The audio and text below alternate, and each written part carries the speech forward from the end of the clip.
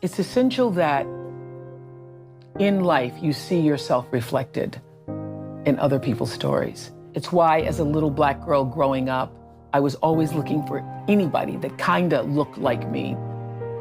There were no Black people on a billboard or on television or in the media. I'm Oprah Winfrey, and welcome to the very first National Oprah Winfrey Show! I was born, as I said, in rural Mississippi in 1954, and I was born at home. And there were not a lot of educated people around. I came to live with my grandmother because I was a child born out of wedlock, and my mother moved to the north. She's a part of that great migration to the north in the late 50s. And I was left with my grandmother, like so many other Black youngsters were.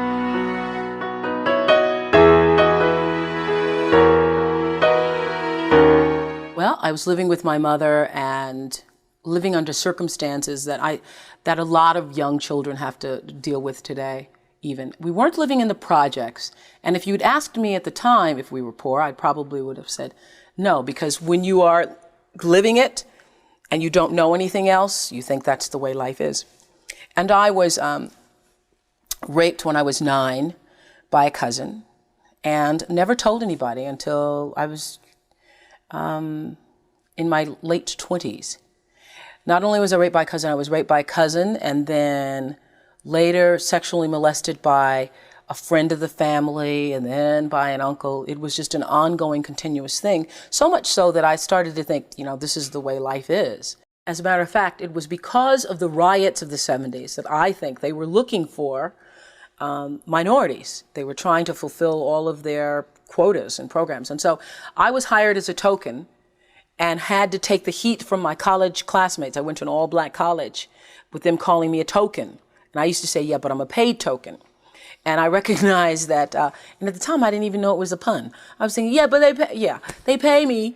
And I was very defensive about it because I've always had to live with the notion of other Black people saying, oh, for any amount of success that you achieve, they say, oh, you're trying to be white, you're trying to talk white, you're trying to be white, and so forth, which is such a ridiculous notion to me. Since you look in the mirror every morning and you're Black, there's a Black face in your reflection. I only came to co-host a talk show because I had failed at news and I was going to be fired. My openness is the reason why I did not do so well as a news reporter, because I used to go on assignments and be so open that I would say to people at fires and they'd lost their children, that's okay, you don't have to talk to me. Well, then you go back to the newsroom and the news director, what do you mean they didn't have to talk to you? I say, but she just lost her child and, I just felt so bad. So I didn't do very well. I was absolutely too involved.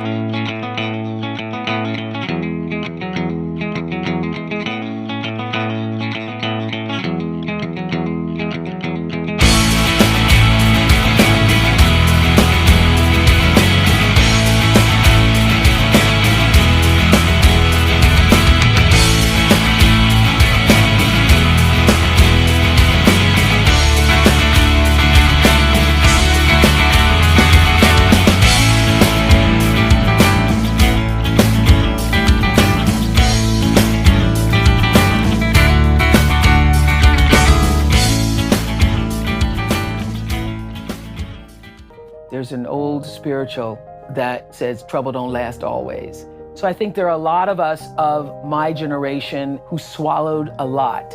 I always knew that there would come a time when I would be in a position where I wouldn't have to swallow it. In more than 4,500 episodes of her show, her message was always, you can.